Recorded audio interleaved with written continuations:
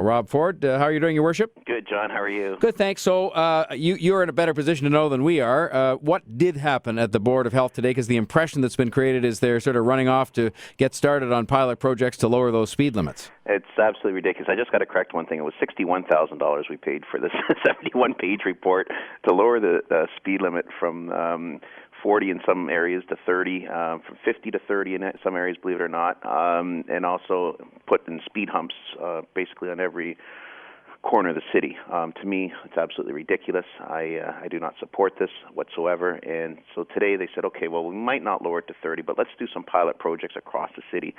I said, what do you mean across the city? That means you're implementing it. It's an implementation. It's not a pilot project when you're doing it across the city. So I guess they had to justify spending $61,000 on this report. It's a complete waste of taxpayers' money. And I've yet to have someone call me and say, Rob, lower the speed limit, put more cops on the road to do radar. People get quite upset. The odd person, don't get me wrong, does call and say, cars are going down my street a little quick. Can you put a cruiser out here? Okay. Yeah, I think there are places, and we've done that with schools, and there are probably places Right. where there have been maybe new development take place or something where maybe they should revisit it. But this whole blanket idea that you do it across the city and the comparison to dumping sewage in the harbor, I don't quite get. But anyway, so now when it's approved by the Board of Health, these pilot projects, does that have to get approved by the city council, or is it just the law of the land because they say so? It has to go to council. I'm going to just ask it to receive that council. Basically, you just kill that council or refer it off to the city manager, basically refer it off to Never Ever Land. People don't want this, John. I've been getting tons of calls in my office saying, Rob, what's going on? We don't want speed humps. We don't want the speed limit lowered. I agree with them, but you know what? The Board of Health, chaired by John Filion, has its own ideas, and Dr. David McEwen is a nice fellow. He's unique, and that's all I can say. So, do you think some of this sort of comes out of a sense that arises at City Hall on a number of issues that, you're either in favor of the car, this is the perception, you're in favor of the car or you're not, or you're in favor of this or you're not, and that causes people, because to me it should be a pragmatic decision. You should lower the speed limit if you really feel it's going to make a difference in a given area where there's a school or an old folks home or a bunch of new condos that are having kids playing around or whatever, as opposed to some blanket policy that says everywhere we're going to lower the speed limit. I think it's up to the people that live on the street in front of an elementary school. If people do want to lower the speed limit, I understand that, and I think everyone does. But you know what? You go down to the States. I don't know if you've been down to Florida. All of a sudden, you hit this area, and everyone just automatically slows down. It's a school zone. If you get caught there, it's like $500. Well, I think they have signs up saying if you get caught, it's like big trouble. I think they say to drag you straight off to the hoosh cow. Exactly. Yeah. But that's the mentality they have down there. You don't have to lower it down. People know that. So if they want to do that here, I understand that. But to just blanket it across the city and start taking I live off Roy York Road, Scarlet Road there, and start lowering it from 50 down to 30, you're just going to have congestion from here to Timbuktu. It takes long enough to get from along Dundas Street or along Scarlet Road or Eglinton at a 50 rate or a 60 rate. I just don't see the rationale behind this. And the speed humps, they are a pain in the derriere. I just going over these humps every 2 seconds, and I'm just saying, holy smokes. So I think they just do more damage to the plows and the garbage trucks and your own car. And a lot of people just don't like speed humps. I must say they went in, of course, and a lot of cases back in those days when they were putting them in, which I don't think they're doing as much now, the city isn't, but with the concurrence of, or at least consultation with the neighbors. But what I see happening, and I'll confess to having done it myself, is driving over them at a faster speed than I think was intended, and it's not good for my car, but the bottom line is that I think a lot of people do that,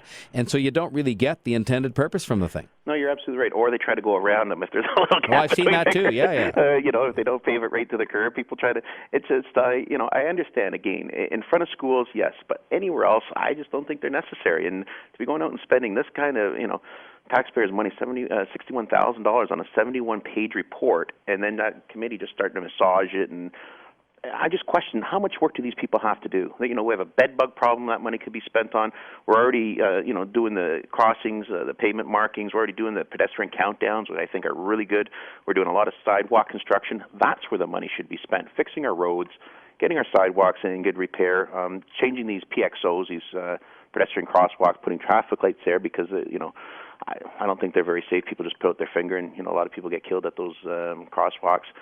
That's where money should be spent. But these 71-page reports costing the taxpayers $61,000, John, is a complete waste of taxpayers' money, and it's going to go nowhere. But this is left-wing politics for you, and I hate to say it, but that's typical, I call it left-wing lunatic politics down here. And you've got these councillors that believe in this, and they're going to try to ram it through. So, well, just before we let you go, some good financial news that we heard a lot of talk about over the course of the weekend. Yeah, we've got a surplus of $286 million. Half of that is $140 million. It's just through efficiencies, just saying I'm not putting up with any nonsense, and I'm watching every dime that's being spent. And now people know before they're going out and squandering, hard-earned tax dollars, I'm going to question it. And there's a ton of gravy down here, and I use that word. Well, $140 million is a lot of gravy, and there's still a lot more, John. This is just scratching the surface. This is just low-hanging fruit. The second year, we're going to go hard, and we'll have a bigger surplus next year, and then we can start giving back and start doing what people want. And we don't need these huge tax increases and all the other nonsense that happened in the previous administration. All right. Well, look, I thank you very much for coming on today. I'm a little worried that your radio show is getting so much attention on Sundays that I'm beginning to feel threatened by this. So No. It may affect my I'm going to run commentary again. to some I'm going to extent. run for another term, so you don't have to worry for at least a few more years. Okay. Mayor Rob Ford, thanks very much for your time. Thanks a lot, John. Appreciate it. And I think this is an issue on which I do agree with him. Look, I'm all in favor of safety, and I'm all in favor of school zones being low speed and so on and so on. But I think you go nuts when you start saying across the city we're going to take the speed limits down.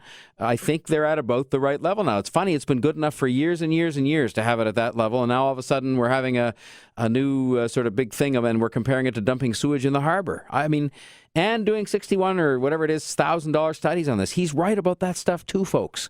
People do these studies because they can.